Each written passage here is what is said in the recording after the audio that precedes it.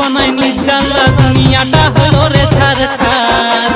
reels বানা ভালো বটে খারাপ না হলে হচ্ছে সম্মানটা আসল ব্যাপার চেহারা যার চিকন চাকর তার ফলোয়ার কত আপন চেহারা যার চিকন চাকর তার ফলোয়ার কত আপন বুঝান যাচ্ছে এইটা দাদা বটে কলিকা